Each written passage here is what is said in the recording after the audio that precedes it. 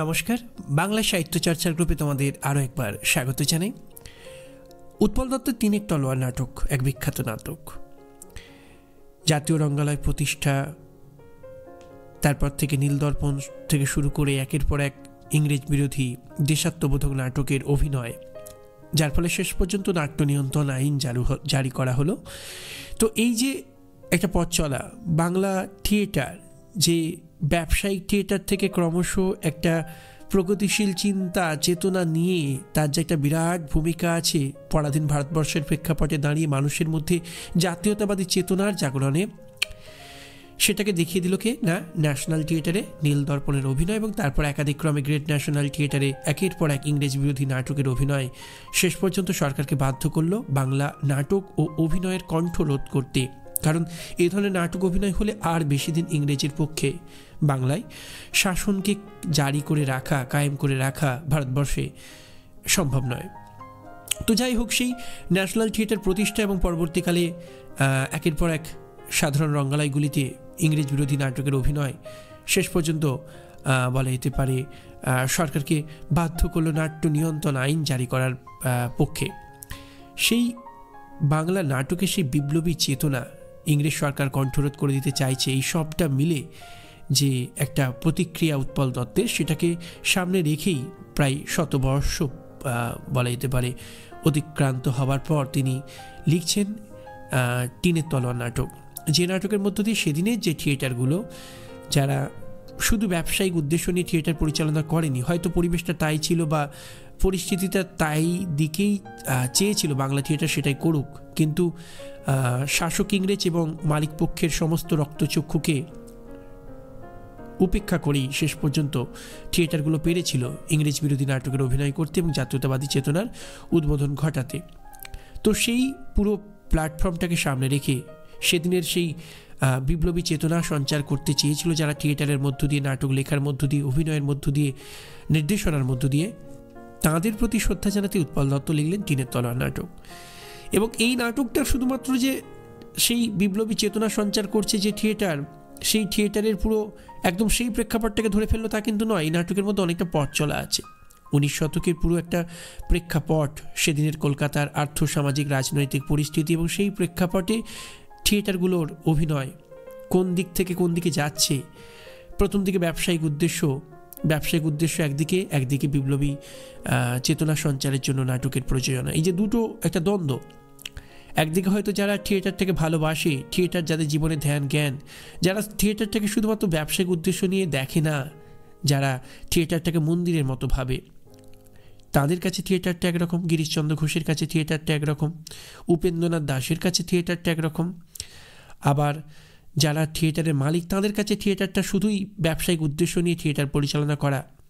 ইংরেজদের রক্তচক্ষুকে যাতে সহ্য করতে না হয়, নাট্য নিয়ন্ত্রণ আইন জারি করে থিয়েটার যাতে বন্ধ না হয়ে যায়, সেই দিকে মাথায় রেখে তারা চায় শুধুই পৌরাণিক নাটক অভিনীত হোক বা প্রহসন অভিনীত হোক। তারা চায় না ইংরেজ বিরোধী নাটক, নীলদর্পণের মতো নাটক, কিংবা উপেন্দ্রনাথ দাশের সরোজিনী সুরেন্দ্র বিনোদিনীর মতো নাটক অভিনীত হোক। তারা চাইছে একরকম, আর যারা নাটকটাকে পরিচালনা করছেন, নির্দেশনা দিচ্ছেন, নাটক লিখছেন, অভিনয় করছেন, তাঁরা একরকমভাবে চাইছেন যে নাটক শুধু বিনোদনের অঙ্গ হবে না, নাটকের মধ্য দিয়ে মানুষের মধ্যে চেতনার সঞ্চার করা হবে। পরাধীন ভারতবর্ষে আমরা যে ইংরেজদের দ্বারা উপেক্ষিত, অত্যাচারিত, বঞ্চিত, লাঞ্ছিত, সেই যন্ত্রণার বিরুদ্ধে কথা বলতে হবে। প্রয়োজনে ইংরেজের বিরুদ্ধে যে ভারতবাসী, বাংলার মানুষ গর্জে উঠতে পারে, সেই চেতনাটা তাদের মধ্যে সঞ্চার করে দিতে হবে। সেই উদ্দেশ্য নিয়ে উপেন্দ্রনাথ দাশ সরোজিনী সুরেন্দ্র বিনোদিনী নাটক লিখছেন, মূলত যে নাটকগুলোর অভিনয় শেষ পর্যন্ত ইংরেজ সরকারকে নাট্য নিয়ন্ত্রণ আইন জারি করতে বাধ্য করলো। তো এই পুরো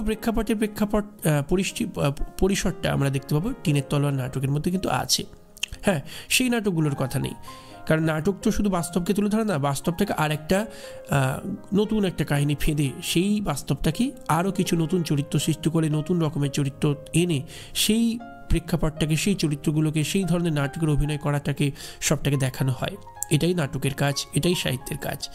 সরাসরি তো চরিত্রগুলোকে সেই নাটকগুলোকে সেই নামে তো আনা যায় না। তাই এই নাটকে যে থিয়েটারের কথা বলা হলো তার নাম হচ্ছে গ্রেট বেঙ্গল অপেরা।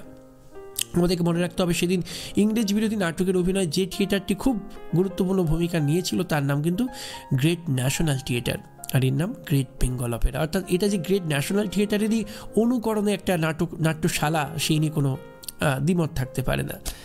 এখন এই নাটকটাকে একদম শুরু থেকে শেষ পর্যন্ত যদি আমরা দেখি তাহলে কি দেখতে পাবো না, এই নাটকের মধ্যে সেদিনের অনেক অনেক পরিস্থিতি, অনেক আর্থসামাজিক রাজনৈতিক পরিস্থিতি। সে শুধু থিয়েটারের কথা নয়, থিয়েটারকে কেন্দ্র করে একটা মূল শেকড়কে কেন্দ্র করে তার আশেপাশের যে মাটি, সমাজ নামক যে মাটিটা, যে মাটির ওপর দাঁড়িয়ে আছে সেদিনের মানুষ, সেদিনের থিয়েটার, সবটাকেই কিন্তু উৎপল দত্ত দেখাচ্ছেন। আমরা দেখবো একবারে শুরু থেকে যদি কিছু প্রসঙ্গকে অবলম্বন করি তাহলে আমরা বুঝতে পারবো কেমন করে সেদিনের আর্থসামাজিক পরিস্থিতি এবং নাট্যশালার অন্তরের কথা, অন্দরমহলের কথা, রঙ্গশালার কথা সবটাই কেমন করে উৎপল দত্ত পরতে পরতে তুলে ধরছেন। আমরা প্রথমে দেখতে পাবো যে গ্রেট বেঙ্গল অপেরার একটি নতুন নাটক অভিনীত হবে কাশ্মীরের যুবরাজের গল্প নিয়ে। নাটকটার নাম হচ্ছে ময়ূরবাহন। এই নাটকের পোস্টার সাঁটার কাজে ব্যস্ত রয়েছে একজন কর্মচারীকে নিয়ে আমাদের গ্রেট বেঙ্গল অপেরার প্রধানতম অভিনেতা, নাট্য নির্দেশক, অভিনয় শিক্ষক বেণীমাধব চ্যাটার্জি। এবং সেই সময় তার পায়ের উপর ময়লা ঢেলে দিচ্ছে কেনা নর্দমার মধ্যে, ড্রেনের মধ্যে কাজ করতে থাকা একজন ম্যাথর, যার নাম মথুর। এবং তারপর সে ক্ষমা চেয়ে নিচ্ছে এবং তারপর আমরা দেখতে পাবো যে এই ম্যাথর মথুরের সঙ্গে বেণীমাধববাবুর কিছু কথা হচ্ছে এবং এই কথোপকথনটুকু খুব অসামান্য, এটাও খুব সামান্য নয়। এর মধ্য দিয়েও কিন্তু সেদিনের আর্থসামাজিক পরিস্থিতির একটা পরিসর আমরা খুঁজে পাবো। আমরা দেখতে পাবো ম্যাথর মথুর আমাদের বেণীমাধববাবুকে বলছেন, মানে বেণীমাধববাবু আগে জিজ্ঞাসা করছেন যে তুমি নাটক দেখো কি না। তখন আমাদের ম্যাথর মথুর বলছে, বাবু আমি তো কলকাতার তলায় থাকি। এই যে কলকাতার তলায় থাকে কথাটা খুব ইন্টারেস্টিং, হাস্যকর মনে হতে পারে, কৌতুককরও মনে হতে পারে, কিন্তু এর মধ্য দিয়ে সেদিনের শহর কলকাতার যে আর্থসামাজিক পরিস্থিতি সেটা কিন্তু চমৎকার ধরা পড়ে। সে কলকাতার তলায় থাকে, অর্থ হচ্ছে সে নর্দমা সাফ করে, বাবুদের ময়লা পরিষ্কার করে, ড্রেন পরিষ্কার করে। ফলে অর্থনৈতিক দিক থেকে সে শুধু নিচের তলার মানুষ নয়, জাতপাতের দিক থেকে, সামাজিক সম্মানের জায়গা থেকে সে কিন্তু অনেক খাটো। অথচ বাবুদের ময়লা সাফ করে সে, তার তো সম্মান তাকে তো জানানো উচিত ছিল, কিন্তু আমাদের সমাজকে সেটা মনে রাখে না। আমাদের সমাজ প্রত্যেকে সে যে ক্ষেত্রের সঙ্গে যুক্ত থাকে না কেন তাকে সবসময় খুব একটা সম্মান দেয় না। শুধুমাত্র পড়াশোনা করে বড় কাজ করা বা চাকরি করা এরকম মানুষদেরকেই তো আমরা সম্মান দিই। টোটো চালক, রিক্সা চালক, আর ম্যাথর মথুর সে তো ম্যাথরের কাজ করে, তাকে সম্মান জানানো কি যায়?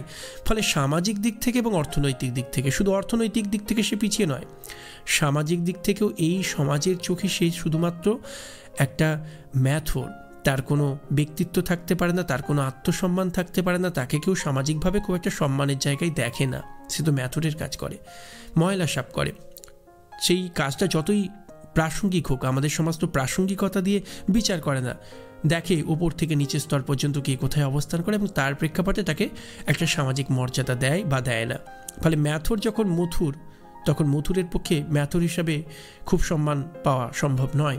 ফলে শুধু অর্থ নয়, জাতপাতের দিক থেকে, সামাজিক অবস্থানের দিক থেকে সেদিনের যে শ্রেণীবিভক্ত সমাজ ব্যবস্থা, সেই সমাজ ব্যবস্থার অন্তর্নিহিত দ্বন্দ্বটা কিন্তু এখানে ম্যাথর মথুরের কথায় স্পষ্টতা পায়। সে যে জাতপাতের দিক থেকে এবং অর্থনৈতিক দিক থেকে যে নিচের তলার মানুষ, বাবুদের সঙ্গে বাবুদের মতো করে থিয়েটার দেখাটা বা থিয়েটার দেখা তার যে সাজে না, সেই থিয়েটার দেখার মতো অতখানি অর্থনৈতিক কিংবা সামাজিক মর্যাদার, অর্থনীতির ভিত্তিতেই সমাজ বিভক্ত, আবার জাতপাতের দিক থেকেও বিভক্ত। আমাদের সমাজটা তো অর্থ এবং জাতপাত, তার শ্রেণীগত অবস্থান অর্থাৎ তার কাজকর্ম, সে কোন পেশার সঙ্গে যুক্ত, বৃত্তির জায়গা, দুটোকেই গুরুত্ব দেয়। তো সেই দিক থেকে দেখতে গেলে সেই সমাজের প্রেক্ষাপটে দাঁড়িয়ে ম্যাথর মথুরের কোনো সম্মান নেই। ফলে সে কি করে বাবুদের মতো, যারা মধ্যবিত্ত, যারা উচ্চবিত্ত, যারা থিয়েটার দেখে, তাদের সমানে সমানে বসে কেমন করে সে সাধারণ রঙ্গালয়ে গিয়ে থিয়েটার দেখতে পারে? সে তো জাতে খাটো, সে তো অর্থনৈতিক দিক থেকে পিছিয়ে। ফলে যে কথা বলছিলাম, অর্থ এবং জাতপাতের দিক থেকে শ্রেণীবিভক্ত সমাজ ব্যবস্থার অন্তর্নিহিত দ্বন্দ্ব, এবং সেই দিক থেকে দেখতে গেলে ম্যাথর মথুরের নিজস্ব শ্রেণী সচেতনতা, তার আইডেন্টিটি সন্ধান, যে আমি নিচের তলার মানুষ, আমি অর্থনৈতিক দিক থেকে এবং জাতপাতের দিক থেকে খাটো, বাবুদের সঙ্গে একাশনে বসে আমি থিয়েটার দেখতে পারি না। ফলে তার এই কথার মধ্য দিয়ে সেদিনের কিন্তু শহর কলকাতার আর্থসামাজিক অবস্থান বা শহর কলকাতার শ্রেণীবিভক্ত যে সমাজ ব্যবস্থা, সেই সমাজ ব্যবস্থায় ধনী আর দরিদ্র, জাতপাতের দিক থেকে উপরতলার মানুষ আর নিচের তলার মানুষ, উঁচু বর্ণ আর নিচু বর্ণ, বৃত্তিগত দিক থেকে উঁচু তলার বা উঁচু বৃত্তিতে কাজ করা মানুষ আর নিচু বা নিম্ন বৃত্তির সঙ্গে যুক্ত থাকা মানুষ, তাদের যে একটা পার্থক্য, তাদের সঙ্গে তাদের যে সম্পর্কের একটা দূরত্ব, সেটা কিন্তু স্পষ্টতা পায়। এ প্রসঙ্গে আমাদের মনে পড়ে যাবে উৎপল দত্তের আরেকটি নাটকের কথা, যদিও নাটকটি একাঙ্ক নাটক, নীলকণ্ঠ। সেখানে আমরা দেখেছিলাম কলকাতার ম্যানহোলের মধ্যে আটকে পড়া একজন সাফাই কর্মীর তিল করে মারা যাওয়া, এবং গোটা সমাজ দাঁড়িয়ে আছে, চুপচাপ দেখছে, কেউ তাকে উদ্ধার করছেন, এবং সকলের চোখের সামনে সে মারা গেল। তার নাম নীলকণ্ঠ। হ্যাঁ, এই শিব যেমন সমুদ্র মন্থনে ওঠা বিষ পান করে নীলকণ্ঠ হয়েছিলেন, গোটা বিশ্বকে রক্ষা করেছিলেন, এই ম্যাথর মথুরের মতো বা ওই নীলকণ্ঠের যে নায়ক, যে সাফাই কর্মীর কথা বলা হয়েছে, সে আসলে কলকাতার বাবুদের বিষ্ঠা, তাদের ময়লা সে সাফ করে গোটা সমাজটাকে সুষ্ঠু রাখে। কিন্তু তাকে কে মর্যাদা দেয়? সে তো এই সমাজের বুকে একটা সংখ্যা মাত্র ছাড়ার কিছু নয়, তার আলাদা করে কোনো ব্যক্তিত্ব বা আত্মমর্যাদা নেই। ফলে তার মৃত্যুতে কার কি আসে যায়? ফলে এই যে একটা নিষ্ঠুর সমাজ ব্যবস্থা, সেটাকেই কিন্তু এখানে চমৎকারভাবে দেখানো হয়েছে। উৎপল দত্ত এই নাটকের মধ্যে, অর্থাৎ টিনের তলোয়ারে, সেই নীলকণ্ঠ নাটকের মতোই এই অর্থ এবং জাতপাতের দিক থেকে শ্রেণী বিভক্ত সমাজ ব্যবস্থা এবং ম্যাথর মথুরের শ্রেণী সচেতনতার জায়গাটাকে তুলে ধরছেন। অন্যদিকে আমরা দেখতে পাবো আরও কিছু নানা প্রসঙ্গের মধ্যে আছে। ম্যাথর মথুরকে যখন বলছে যে তুমি নাটক দেখো না, তখন সে বলছে তোমাদের নাটকের বিষয় কি? তখন সে বলছে ময়ূর বাহন নাটক, কাশ্মীরি যুবরাজকে নিয়ে লেখা। তখন সে বলছে এত লেখাপড়া শিখে তোমরা কিনা টিনের তলোয়ার নিয়ে ধরনের ছেলে মানুষই করছো। এই যে কথাগুলো, এগুলো খুব প্রাসঙ্গিক কথা। যে সেদিনের থিয়েটারের যে দ্বন্দ্বটার কথা বলছিলাম, একদিকে মালিক পক্ষ চায় যে থিয়েটার শুধুমাত্র পৌরাণিক নাটক অভিনয় করুক, কারণ এই ধরনের নাটকে বা ইতিহাসমূলক নাটকে দর্শকদের টিকিট বিক্রয় বা দর্শকদের মধ্যে টিকিট বিক্রির ব্যাপারটা বা টিকিট মানে দর্শক সমাগমটা বেশি হয়। ইংরেজ সরকারও চায় না ইংরেজ বিরোধী নাটক অভিনীত হোক, শাসক পক্ষ রক্তচক্ষু নিয়ে তো সবসময় হাজির। কিন্তু থিয়েটারকে যারা ভালোবাসে এবং থিয়েটারকে যারা ব্যবসায়িক উদ্দেশ্য নিয়ে দেখে না, তাদের কাছে থিয়েটারটা একরকম। ফলে তাদের সঙ্গে মালিক এবং সরকারের যে দ্বন্দ্বটা, সেটা এই নাটকের মধ্যে আছে, যেখানে বেনি মাধবরা চাইলেও থিয়েটারের স্বার্থে শেষ পর্যন্ত পারে না ওই সদবার একাদশী নাটক ফেলে তিতুমিরের মতো নাটক অভিনয় করতে। যদিও সেটা পেরেছে আলাদা কথা, কিন্তু প্রাথমিকভাবে মালিক বীরকৃষ্ণদার কথাই তারা কিন্তু সেটা পারছে না। ফলে এটা কিন্তু সেদিনের থিয়েটারগুলোর বলা যেতে পারে শ্রেণী অবস্থান একরকমভাবে, যে থিয়েটারগুলোর মধ্যে একটা দ্বন্দ্ব কাজ করছিল। মালিক পক্ষ একরকম চাইছিল টিকিট বিক্রির দিকে তাকিয়ে, এবং তাদের একটা লক্ষ্যও ছিল যে যদি ইংরেজ বিরোধী নাটক অভিনয় করা হয় তাহলে সরকার সেই নাটকের অভিনয় বন্ধ করে দেবে। অন্যদিকে থিয়েটারের ভালোবাসার মানুষগুলো, থিয়েটারকে যারা ভালোবাসে, যারা দেশাত্মবোধক নাটক অভিনয় করে থিয়েটারের একটা দায়িত্ববোধের জায়গা, কর্তব্যের জায়গাটাকেও সমান গুরুত্ব দিতে চাই, তাহলে তাদের চিন্তা চেতনার সঙ্গে এদের একটা দ্বন্দ্ব ছিল। এই নাটকও আমরা দেখতে পাবো যে বীরকৃষ্ণদার চাই ময়ূর বাহনের মতোই নাটক অভিনীত হোক। কিন্তু যখন ম্যাথর মথুর বলে যে এই ধরনের নাটক কেন অভিনয় করবে তোমরা, এই ধরনের নাটক নিয়ে অভিনয় করে তোমরা ওই রকম বলা যেতে পারে টিনের তলোয়ার নিয়ে ছেলে মানুষই করা, এই ন্যাকাপড়া শিখে এই ধরনের কাজ তো মানায় না। আসলে এটার মধ্য দিয়ে একটা খুব চমৎকার একটা বার্তা আছে যে এই ধরনের নাটক ময়ূর বাহন, যা সেই ইতিহাস অতীত ধূলিধূসর প্রান্তর থেকে নেয়া, সেদিন ইংরেজ শাসনাধীন ভারতবর্ষ যখন পরাধীনতার যন্ত্রণায় ছটফট করছে, তখন এই ধরনের কাশ্মীরের যুবরাজের গল্প শুনে কী লাভ? মানুষের কথা লেখা হোক, পরাধীনতার যন্ত্রণার কথা লেখা হোক, জাতীয়তাবাদী চেতনা, জাতীয়তাবোধের বিকাশ ঘটবে এই ধরনের নাটক অভিনয় করা হোক। ম্যাথর মথুর সরাসরি সে কথা হয়তো বলছে না, কিন্তু তার কথার মধ্য দিয়ে উৎপল দত্ত কিন্তু সেই সমাজ ব্যবস্থাটাকে দেখাচ্ছেন, যেখানে থিয়েটারের দুই পক্ষের মধ্যে একটা দ্বন্দ্ব কাজ করছে, দুজনের উদ্দেশ্য দুই রকম। যেখানে ম্যাথর মথুর পরিষ্কারভাবে জানাচ্ছে যে আমাকে নাকি নাটক লিখতে পারবে না, তাতে বামনের জাত যাবে। সত্যি তো, থিয়েটারে নীলদর্পণ নাটক অভিনয় যদিও হয়েছে, কিন্তু সেটা অনেক পরের কথা। তার আগে শখের থিয়েটার পর্বে দাঁড়িয়ে দেখলে দেখা যাবে যে সাধারণ মানুষের জীবনকে নিয়ে নাটক লেখা, সেটার চর্চা কি খুব একটা হয়েছে? পরে তো আমরা দেখতে পাবো যে ইংরেজ বিরোধী কিছু নাটক অভিনীত হয়েছে ঠিকই, কিন্তু আবার নাট্য নিয়ন্ত্রণ আইন জারি করার ফলে আবার পৌরাণিক নাটকের দিকে, ওই ইতিহাসমূলক নাটকের দিকে বাংলা থিয়েটার ঝুঁকেছে। পরে পরে আবার দেখা যাবে যে গণনাট্য, নবনাট্য পথ ধরে আবার সাধারণ মানুষের কথা নাটকে এসেছে। কিন্তু এই যে সাধারণ মানুষের সঙ্গে থিয়েটারের একটা যোগহীনতা, সাধারণ জীবনকে নিয়ে নাটক অভিনয় করা, এটার জন্য আমাদেরকে নীলদর্পণ পর্যন্ত অপেক্ষা করতে হয়েছিল ঠিকই, কিন্তু তারপর আবার সেই ধারাটা কিন্তু নাট্য নিয়ন্ত্রণ আইন জারি করার ফলে স্তীমিত হয়ে গিয়েছিল।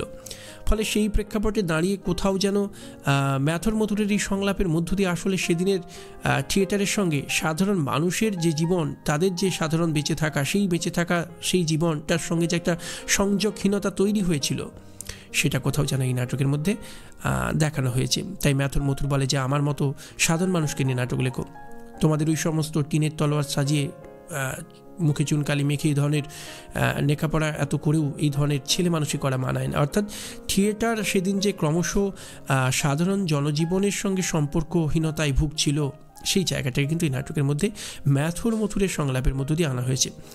যদিও মনে রাখতে হবে যে সেদিন থিয়েটারগুলো সেটাই একমাত্র উদ্দেশ্য নিয়ে চলেনি, সেখানে সাধারণ মানুষের জীবনকে আনা হয়েছে। ইংরেজ সরকার বিরোধী নাটকে অভিনয় করতে গিয়ে সাধারণ মানুষের কথা এসেছে, কিন্তু মনে রাখতে হবে এই নাটক শুধুমাত্র কোনো একটা প্রেক্ষাপট নয়, এই নাটকের মধ্যে একটা বড় 19 শতকের দীর্ঘ সময়ের ইতিহাসের মধ্যে আছে। ফলে এর মধ্যে দিয়ে আসলে শেষ পর্যন্ত একটা কাল্পনিক গল্প ফেঁদে তার মধ্য দিয়ে সেদিনের সমাজের বাস্তবতাটাকে কিন্তু কাল্পনিকতার আধারে দেখানো হয়েছে। ফলে এই নাটক শেষ পর্যন্ত যে বলা যেতে পারে গ্রেট বেঙ্গল অপেরা যে শেষ পর্যন্ত তিতুমির নাটকের অভিনয় করবে, এটা আসলে সেদিনের নাটকের জনজীবন থেকে সংযোগহীনতা, নাটকের মধ্য দিয়ে জাতীয়তাবাদী চেতনার বিকাশ ঘটাতে চাওয়া আর মানে ইচ্ছা, এবং একদিকে মালিক পক্ষ এবং সরকার পক্ষের রক্তচক্ষুর মধ্যে বা রক্তচক্ষুর সামনে দাঁড়িয়ে না পারা, সেই দ্বন্দ্বকে অতিক্রম করার কথা বলে তিতুমির নাটকের অভিনয় হয়। কিন্তু সেদিনের সেই দ্বন্দ্বটা থিয়েটারের দুই পক্ষের, সেটা কিন্তু এই নাটকের মধ্যে দেখানো হয়েছে। এবং ম্যাথর মথুরের সংলাপের মধ্যে আমরা এটাও লক্ষ্য করব যে সেদিনের থিয়েটার কেমন করে প্রাথমিকভাবে জাতীয় জীবন কিংবা সাধারণ জীবনের সঙ্গে সম্পর্কহীনতায় ভুগছিল, এবং সেখান থেকে তাকে যে উত্তীর্ণ হতে হবে সেই চেষ্টাটাও কিন্তু ছিল, তাই না? একের পর এক এই ধরনের ব্রিটিশ বিরোধী সরোজিনী, সুরেন্দ্র বিনোদিনীর মতো নাটক অভিনীত হয়েছিল, কিংবা নীলদর্পণের মতো নাটক অভিনীত হয়েছিল। ফলে সামগ্রিকভাবে সেই প্রেক্ষাপটটাও কিন্তু আমাদেরকে মাথায় রাখতে হবে। কিন্তু তার মানে এই নয় আমরা কখনো এই কথা বলবো না যে সেদিনের থিয়েটারগুলো তা পারেনি, তারা চেষ্টা করেছে, বারবার তাদের কণ্ঠরোধ করা হয়েছে, কিন্তু তার মধ্য দিয়েও কোথাও যে মালিক পক্ষের চাওয়ার সঙ্গে থিয়েটার প্রেমী মানুষগুলোর চাওয়ার মধ্যে একটা দ্বন্দ্ব ছিল, সরকারের চাওয়ার সঙ্গে থিয়েটার কর্মীদের চাওয়ার দ্বন্দ্ব ছিল, সেই দ্বন্দ্বটাকে দেখানো হচ্ছে এবং তাদের না পারাকে নিয়ে একটা ব্যঙ্গই করছেন যেন আমাদের ম্যাথর মথুর। এছাড়া অন্যভাবে দেখতে গেলে ম্যাথর মথুর বলে যে আমাদের থিয়েটার দেখা সাজে না, আমাদের উদ্দেশ্য বাইজি নাচ দেখা, রামলীলার অভিনয় দেখা। এটাও কিন্তু কোনো বানানো গল্প নয়। আসলে মনে রাখতে হবে যে শখের থিয়েটার শুরু হচ্ছে ইংরেজদের অনুকরণে। ইংরেজরা এদেশে আসার আগে বাঙালির শহর কলকাতার যে থিয়েটার বলতে আমরা কি বুঝবো, আমরা মধ্যযুগের দিকে তাকাবো না, আমরা শহর কলকাতার 19 শতকের প্রেক্ষাপটেই যদি দেখি, তাহলে প্রথম তো ইংরেজরাই কলকাতায় থিয়েটার তৈরি করলো, এবং সেই থিয়েটারগুলোতে প্রথম থেকে ইংরেজি নাটক অভিনীত হচ্ছে। এবং তখন কলকাতার বাবুরা কিন্তু থিয়েটার বলে কিছু জানতো না, তারা সেই সময় কি করতো না, বাইজি নাচ করতো, বাইজি নাচের আসর বসাতো, বুলবুলির লড়াই করতো, রামলীলার অভিনয় হতো সেই সময় শহর কলকাতায়।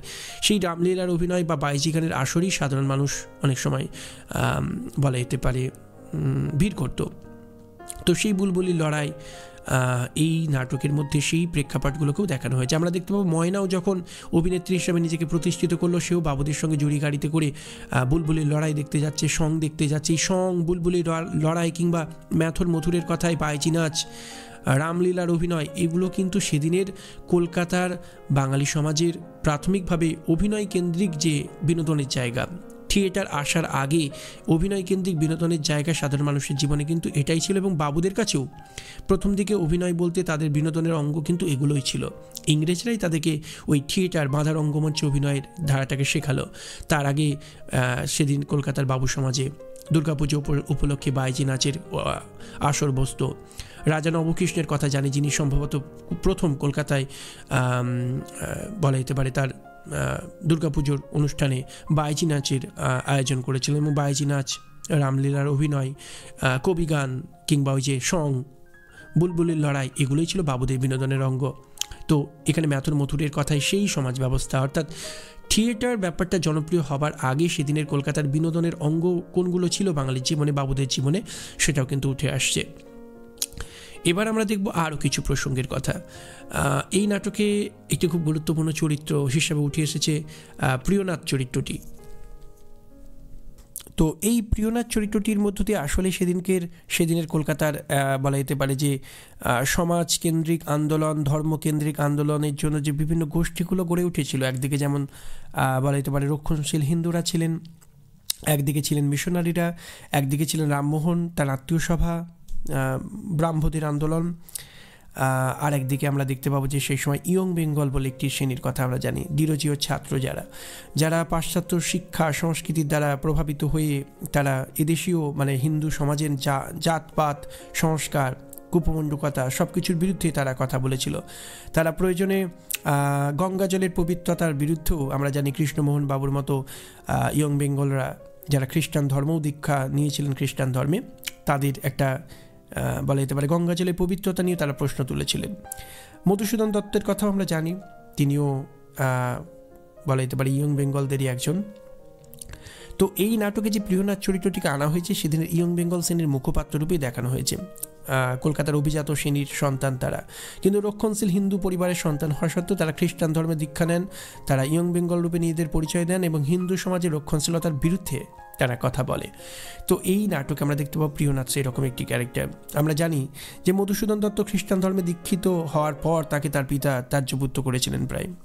তো এই নাটকেও তো দেখতে পাই প্রিয়নাথ চরিত্রটি সম্পর্কে যে তাকেও তার বাবা এক প্রকার ত্যায্যপুত্রই করেছে, বাবা খেদানো ছেলে সে। ফলে এই প্রিয়নাথের মধ্যে যে বিদ্রোহী সত্তা, যে বিপ্লবী সত্তা, যা তার তিতুমির নাটকের মধ্যে আমরা লক্ষ্য করব, যে নাটক অভিনয় করতে অনেক দ্বিধাদ্বন্দ্বের পর শেষ পর্যন্ত গ্রেট বেঙ্গল অপেরা করেছিল।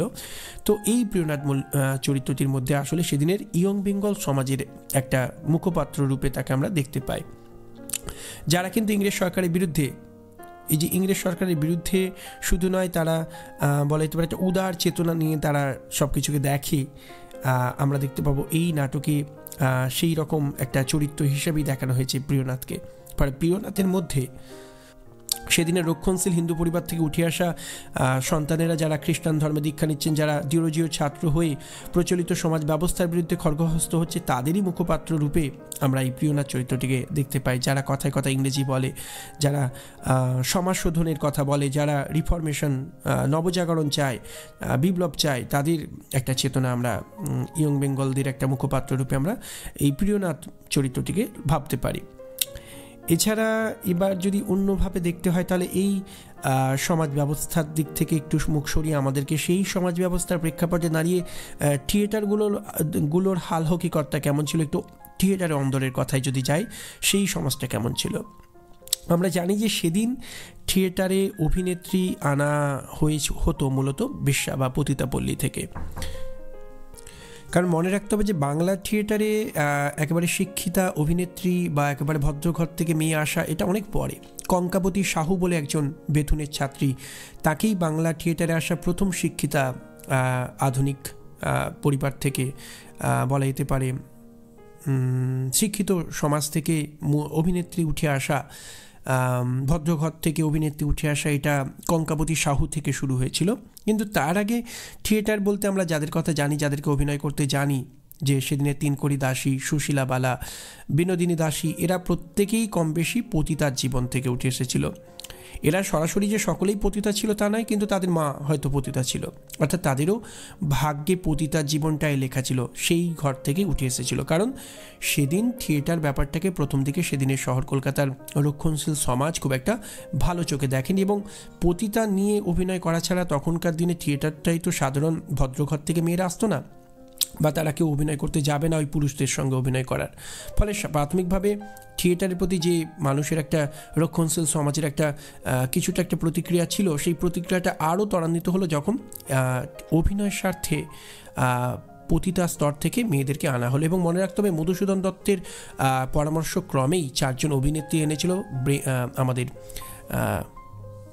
শরৎচন্দ্র ঘোষের বেঙ্গল থিয়েটার, সেখানে 4 জন অভিনেত্রী আনে, এবং পরে গ্রেট বলা যেতে পারে ন্যাশনাল থিয়েটার তারাও অভিনেত্রী আনতে শুরু করে 5 জনকে, এবং পরে অভিনেত্রী নিয়ে অভিনয় করাটা একটা খুব জনপ্রিয়তা পেয়ে যায়। কারণ আর পুরুষ চরিত্র দিয়ে নারী চরিত্রে অভিনয় করা সম্ভব হচ্ছে না। কারণ মধুসূদন দত্ত পরিষ্কার বলেছিলেন যে তোমরা পুরুষেরা গোঁফদাড়ি ছেঁচে মেয়ে সাজো, এটা খুব একটা ভালো চোখে দেখায় না, অভিনেত্রী দরকার। তার কথা মতোই শরৎচন্দ্র ঘোষের যে আমরা বলা যেতে পারে যে বেঙ্গল থিয়েটার, সেই বেঙ্গল থিয়েটারে অভিনেত্রী আনা হয়েছিল।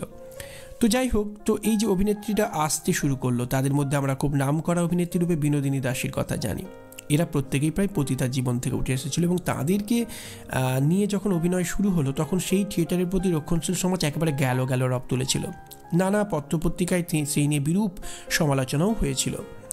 কোনো কোনো পত্রিকা তাদের পক্ষে কথা বলেছে, আবার কোনো কোনো পত্রিকা তাদের বিরুদ্ধেও কথা বলেছে। এখন এই যে প্রেক্ষাপটটা, যেখানে পতিতাপল্লী থেকে মেয়ে নিয়ে এসে অভিনেত্রীদের মানে অভিনয় করা হচ্ছে, সেই প্রেক্ষাপটটা কিন্তু এই নাটকের মধ্যে আছে। এই নাটকে আমরা দেখতে পাবো যে চরিত্রটিকে রাখা হয়েছে বসুন্ধরা বলে। তাকে যে কেউ অপমান করে দিতে পারে, বাইরের বলা যেতে পারে যারা ধার দেনা করে চলছে এই থিয়েটারটি, আমাদের বসুন্ধরায় প্রয়োজনে থিয়েটারের নানা সাজ সরঞ্জাম একটা একটা করে বন্দুক দিয়ে বা বিনিময় হিসাবে দিয়ে শেষ পর্যন্ত মুখ রক্ষা করবার চেষ্টা করছেন পাওনাদারদের। সেই পাওনাদাররা এসে আমরা দেখতে পাই কেমন করে চড়াও হচ্ছে এবং কাউকে না পেয়ে প্রথমেই এই বলা যেতে পারে যে বসুন্ধরা তাদেরকে, যারা থিয়েটারে স্বনামধন্য অভিনেত্রী, তারা রাতের পর রাত একের পর এক ভালো চরিত্রে অভিনয় করে দর্শকদের মন জয় করে, দর্শকরা হাততালি দেয়। কিন্তু পাওনাদাররা এসে তাদেরকে কোন চোখে দেখে? যারা থিয়েটারে অভিনয়টা দেখে দর্শকের আসন থেকে প্রেক্ষাগৃহ থেকে বসে হাততালি দেয়, তারাই যে ওই মঞ্চ থেকে ওই মেয়েগুলো যারা অভিনয় করছে এই বসুন্ধরারা নেমে গেলে তাদেরকে যে বেশ্যা ছাড়া আর কিছুই ভাবে না। আমরা দেখতে পাবো পাওনাদাররা এসে যখন বলে তাদের সম্পর্কে সরাসরি তাদেরকে সেই ইঙ্গিত কুরুচিকর মন্তব্য করে, তখন আমরা বুঝতে পারি যে সেদিনের থিয়েটারকে আঁকড়ে যারা বাঁচতে চেয়েছিল, যে পতিতার জীবন থেকে উদ্ধার পাওয়ার জন্য যারা থিয়েটারকে আঁকড়ে বাঁচতে চেয়েছিল, সেই তিনকড়ি দাসী, সুশীলা বালা, তাদের কাছে থিয়েটারটা তাদের কাছে মন্দিরের মতো। তারা তাদের পতিতার জীবন থেকে তারা একটা বেরিয়ে এসে একটা আত্মসম্মান নিয়ে বাঁচার জন্য তারা থিয়েটারের মঞ্চটাকে আঁকড়ে ধরতে চেয়েছিল। কিন্তু সেই মঞ্চে তাদেরকে কতখানি নিরাপত্তা দিয়েছিল? অর্থনৈতিক নিরাপত্তা, হ্যাঁ, সেটা হয়তো কিছুটা দিয়েছিল, কিন্তু অনেকটা দিন গেছে যত আমাদের এই থিয়েটারের অভিনেত্রীদেরকে তাদের নিজস্ব সম্মান ফিরে পেতে। কিছুটা বলা যেতে পারে যে স্টার থিয়েটারে যখন চৈতন্যলীলা অভিনয় হচ্ছে এবং সেখানে চৈতন্য চরিত্রে অভিনয় করছেন মহাপ্রভুর চরিত্রে বিনোদিনী দাসীকে আশীর্বাদ করছেন স্বয়ং রামকৃষ্ণদেব, তখন থেকে একটু থিয়েটারের প্রতি, অভিনেত্রী নিয়ে অভিনয় করার প্রতি রক্ষণশীল সমাজের মনোভাবটা একটু একটু করে বদলাতে শুরু করে। কিন্তু সেই বলা যেতে পারে গণনাট্য সঙ্গে যুক্ত থাকা এবং পরবর্তীকালে বলা যেতে পারে যে বহুরূপীর অন্যতম একজন অভিনেত্রী, সেই শম্ভু মিত্রের স্ত্রী অর্থাৎ তৃপ্তি মিত্র, তাকে পর্যন্ত তাঁর জীবন কথা তো আমরা দেখতে পাই যে গণনাট্যের সময় পর্যন্ত তারা যখন বাংলাদেশে অভিনয় করতে যাচ্ছে, সেখানকার মানুষেরা এই অভিনেত্রীদেরকে কোন চোখে দেখে? খারাপ চোখে দেখে। তাদেরকে জল দিতে গিয়েও তারা যেন একটা অস্পৃশ্যতার বোধ অনুভব করে, তাদেরকে সরাসরি জল দেওয়াও যায় না। তো থিয়েটার করে শুনেই এই যে ভাবনাটা, ফলে সময়টা অনেকটা বদলাতে অনেকটা সময় নিয়েছিল। তো এই নাটকের মধ্যেও দেখা যাবে সেদিন যখন পতিতাদের থেকে অভিনেত্রী নিয়ে এসে অভিনয় করা হচ্ছে, তখন সেই সমাজের যে মানসিকতা থিয়েটারের এই অভিনেত্রীদের প্রতি, সেটা যখন বসুন্ধরাকে খুব খারাপ কুরুচিকর মন্তব্য দিয়ে পাওনাদাররা এসে কথা বলে, তখন কিন্তু আমরা বুঝতে পারি যে অভিনেত্রীরা যারা পতিতার জীবন থেকে এসেছিল তাদের প্রতি সেদিনের সমাজের মানসিকতাটা কত সংকীর্ণ, কত ঘিন্ন। রক্ষণশীল সমাজ তাদেরকে সুযোগ পেলেই কতখানি আক্রমণ করে। যারা একটু সম্মান নিয়ে থিয়েটারকে আঁকড়ে বাঁচতে চায়, থিয়েটারটাই যাদের জীবনে ধ্যান জ্ঞান, সেই মানুষগুলোকে এতটুকু সম্মান দেওয়ার প্রয়োজন বোধ করে না। সেই রক্ষণশীল সমাজের থিয়েটারের প্রতি, অভিনেত্রী দিয়ে থিয়েটারে অভিনয় করার প্রতি যে ঘিন্ন মানসিকতা, সেটাও কিন্তু এই নাটকের মধ্যে দেখানো হয়েছে। এবং আমরা জানি যে এই বলা যেতে পারে বসুন্ধরা চরিত্রের মধ্যে বিনোদিনী দাসীর জীবনের কিছু কথা আছে।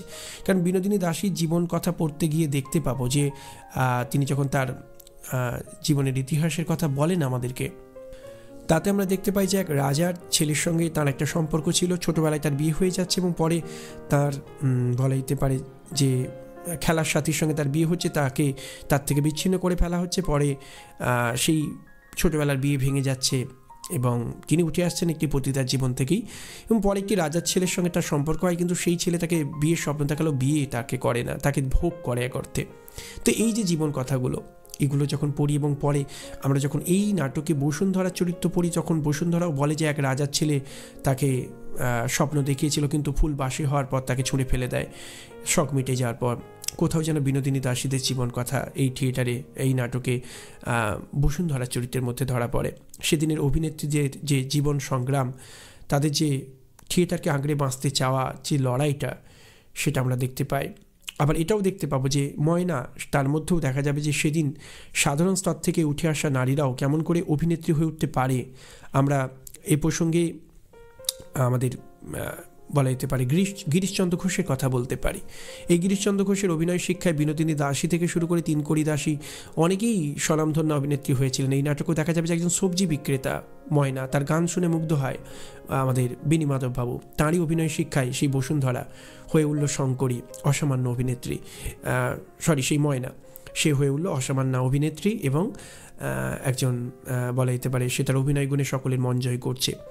এই যে বেণী মাধববাবু বলছেন যে আমি বিশ্বকর্মার সমান, আমি তাল মাটি দিয়েও মূর্তি তৈরি করতে পারি, যে বোবা কাষ্ঠপুত্তলি তাকেও তার মুখেও ভাষা ফোটাতে পারি, এই যে সে সব পারে, ব্রহ্মার মতো সৃষ্টিকর্তা সে। তার হাতে যে কোনো অভিনেত্রী, যে কোনো আনকোড়া একজন অভিনেত্রী বা যে অভিনয় সম্পর্কে কিছুই জানে না, সেও যে তার শিক্ষার গুণে অভিনেত্রী হতে পারে, অভিনেতা হতে পারে, তার সেই ক্ষমতাটা শুধু তার আস্ফালন নয়, এটা তার অহংকার, এটা তার গর্বের জায়গা।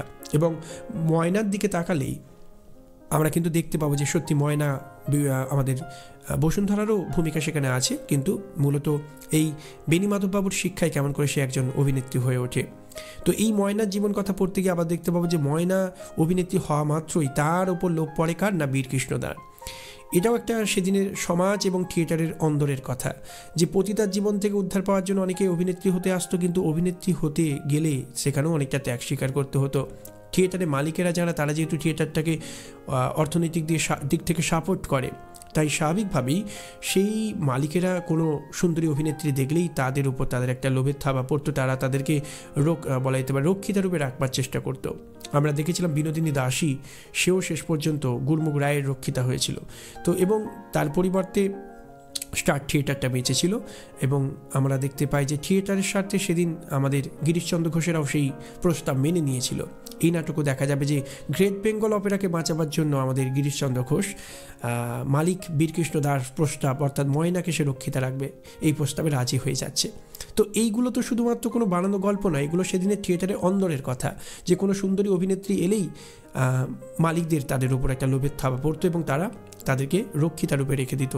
থিয়েটারকে আঁকড়ে যারা বাঁচতে চায় তাদের কাছে থিয়েটারটা পবিত্র ক্ষেত্র হলেও তারা পতিতার জীবন থেকে আসতো, আবার হয়তো পতিতার জীবনেই একরকমভাবে রক্ষিতা হয়ে তাদেরকে ফিরে যেতে হতো। কিন্তু ময়না তো সেরকম কোনো পতিতার জীবন থেকে আসেনি। গ্রাম থেকে সে শহরে চলে এসেছিল দুমুঠো খাবারের জন্য, এবং সেখানেও সে ভিক্ষে করেনি। সে পেটের জন্য সে কী করেছে না, সবজি বিক্রেতার কাজ করেছে, সম্মান বিকিয়ে দেয়নি। কিন্তু শেষ পর্যন্ত থিয়েটারকে আঁকড়ে সে যখন থিয়েটারকে ভালোবেসে যখন সে তার নতুন জীবনটাকে শুরু করলো, থিয়েটারে মানুষগুলোকে ভালোবেসে ফেললো, তখন দেখা যাবে যে মালিকের প্রস্তাব যে থিয়েটারটা না হলে সে তুলে দেবে যদি না রক্ষিতা হওয়াই ময়না। তখন ময়না নিজের ভালোবাসা থিয়েটারের প্রতি অভিনেত্রী হিসেবে নিজেকে বাঁচিয়ে রাখা এবং থিয়েটারের মানুষগুলোকে বাঁচিয়ে রাখা, তাদের পেটের দায় সবটার দিকে তাকিয়ে রক্ষিতা হতে তাকে রাজি হতে হলো। তো এই যে তার ভবিতব্য, এটা তখনকার দিনে যে কোনো সুন্দরী অভিনেত্রীদের জীবনেরই একটা অনিবার্য বিধিলিপি হয়ে দাঁড়িয়েছিল। সেই ইতিহাসটাও কিন্তু এই নাটকের মধ্যে আছে। আর সর্বোপরি যে কথা বলতে হয় যে শতবার একাদশীর মহড়া দেওয়া সত্ত্বেও শেষ পর্যন্ত আমাদের বীরকৃষ্ণদার কথা ইংরেজদের রক্তচক্ষুকে উপেক্ষা করে দর্শক আসনে ল্যাম্বার্ট সাহেবকে দেখে শেষ পর্যন্ত তিতুমিরের সংলাপ বলতে শুরু করলো আমাদের বেণী মাধববাবু। তো এই যে সংলাপ পরিবর্তন, শেষ পর্যন্ত দেশাত্মবোধক নাটকের অভিনয় করে ইংরেজ সরকারের বিরুদ্ধে তাদের রক্তচক্ষুকে উপেক্ষা করে তাদের ভারতকে শোষণ করবার যে নগ্ন রূপটাকে প্রকাশ করলো, এটাও কিন্তু লক্ষ্য করবার মতো যে সেদিনের থিয়েটারগুলো কিন্তু নিছক বিনোদনের অঙ্গরূপে থিয়েটারকে পরিচালনা করেনি, তারা ইংরেজদের রক্তচক্ষুকে উপেক্ষা করে একের পর এক নাটক অভিনয় করে গেছে। গ্রেট বেঙ্গল অপেরার কথাই বলতে হয়, সরস সরোজিনী, সুরেন্দ্র বিনোদিনী, এই সমস্ত নাটক অভিনয় করার পর আমরা দেখতে পাবো গজদানন্দ যুবরাজ প্রহসনের অভিনয় সরকার নিষেধাজ্ঞা জারি করলে তাকেই আবার নাম পরিবর্তন করে কখনো হনুমান চরিত ইত্যাদি নামে অভিনয় করা। এই যে পুলিশ সরকার নানাভাবে আপত্তি করছে এবং তাকে ঘুরিয়ে ফিরিয়ে অন্য নামে সেই ইংরেজ বিরোধী নাটকের অভিনয় করা, এটার জন্যও তো একটা বুকের পাটা লাগে। এই নাটকও কিন্তু শেষ পর্যন্ত সেই অভিনয়, সেই দেশাত্মবোধক নাটকের অভিনয়ের দিকেই গ্রেট বেঙ্গল অপেরাও একটা বলা যেতে পারে সেই পর্যায়ে নিজেকে উন্নীত করে। ফলে সেদিনের আর্থসামাজিক রাজনৈতিক পরিস্থিতি এবং ইংরেজ সরকার বিরোধী নাটকের অভিনয়ের মধ্য দিয়ে নাটক তথা থিয়েটারের যে বিপ্লবী চেতনা সঞ্চারের মতো একটা গুরু দায়িত্ব পালন, সবটাই কিন্তু একটা পুরো 19 শতকের একটা প্রেক্ষাপট, একটা থিয়েটারকে সামনে রেখে সেদিনের থিয়েটারের অন্দরের কথা এবং সেদিনের সমাজের অন্দরের কথা সবটাই কিন্তু এই নাটকের মধ্যে আছে। এবং আমরা এটাও লক্ষ্য করব যে সেদিন ময়নাকে রাস্তা থেকে তুলে আনতে হয়েছিল শুধুমাত্র এই যে বলা যেতে পারে কাশ্মীরি যুবরাজের যে গল্প ময়ূর বাহন, সেখানে অনুরাধার চরিত্রে রাজকুমারীর চরিত্রে অভিনয় করবার জন্য, কারণ মানদা বলে একটি চরিত্র ছিল এই গেট বেঙ্গল অপেরায়, একটা অভিনেত্রী, কিন্তু তাকে ফুসলে নিয়ে গেছে কি না বলা যেতে পারে গ্রেট ন্যাশনাল থিয়েটার। তো এই যে তারা তাকে ছিনিয়ে নিয়ে গেছে, এটাও মনে রাখতে হবে যে এর মধ্য দিয়ে আসলে সেদিনের থিয়েটারগুলোতে এটা হতো যে একজন অভিনেত্রী ভালো অভিনয় করলে অন্য দলগুলো তাকে নানাভাবে প্রলোভন দিয়ে তাকে অন্য দলে ফুসলে নিয়ে যেত। আমরা মনে করতে পারি যে এই নাটকের সেদিনের সেই থিয়েটারের মধ্যে অভিনেত্রীদেরকে ফুসলে নিয়ে যাওয়ার যে একটা ষড়যন্ত্রের পরিবেশ, সেটাকে কিন্তু কোথাও যেন একটা দেখানোর চেষ্টা করা হয়েছে। এক্ষেত্রে তারা সুন্দরীর নামে এক অভিনেত্রীর কথা আমরা জানি, তার জীবন কথা, তার সম্পর্কিত কথা পড়তে গিয়ে আমরা দেখতে পাবো তাকে কেমন করে সেই সুন্দরী অভিনেত্রীকে নিয়ে সেদিনের থিয়েটারে বিভিন্ন নাটককার, নাট্যাভিনেতা, এমনকি বাবুদের পর্যন্ত কীরকম একটা তাকে ঘিরে একটা আকর্ষণ ছিল, তাকে একটার পর একটা দলের ফুসলে নিয়ে যাওয়ার চেষ্টা, এগুলো আমরা থিয়েটারের ইতিহাস পড়লে জানতে পারি। ফলে এই সমস্ত তথ্য, ইতিহাসের তথ্য, থিয়েটারের ইতিহাসের তথ্যকে সামনে রাখলে এবং এই নাটকটাকে পাশাপাশি রেখে পড়লে আমরা বুঝতে পারি যে এর মধ্যে কতখানি 19 শতকের সমাজ ইতিহাস লুকিয়ে আছে। সব মিলে টিনের তলোয়ার নাটক শুধু একটি নাটক নয়, এর মধ্য দিয়ে 19 শতকের সমাজ এবং থিয়েটারের অন্দরের কথা অনেকটাই উৎপল দত্ত রক্ষা করেছেন, আমাদের কাছে তুলে ধরেছেন। এটা একটা ইতিহাস গ্রন্থ বললেও ভুল হয় না। থিয়েটারের ইতিহাস একরকমভাবে গল্পের চলে, নাটকের চলে। উৎপল দত্তের টিনের তলোয়ার এবং সেদিনের 19 শতকের কলকাতার সমাজ ইতিহাস, বাংলার সমাজ ইতিহাস নিয়ে আজকের আলোচনা এখানেই সমাপ্ত হলো। আমাদের আলোচনা ভালো লাগলে চ্যানেলটির সঙ্গে থাকবেন, প্রয়োজনে সাবস্ক্রাইব করবেন। বাংলা সাহিত্য চর্চার সঙ্গে থাকার জন্য সকলকে ধন্যবাদ জানাই।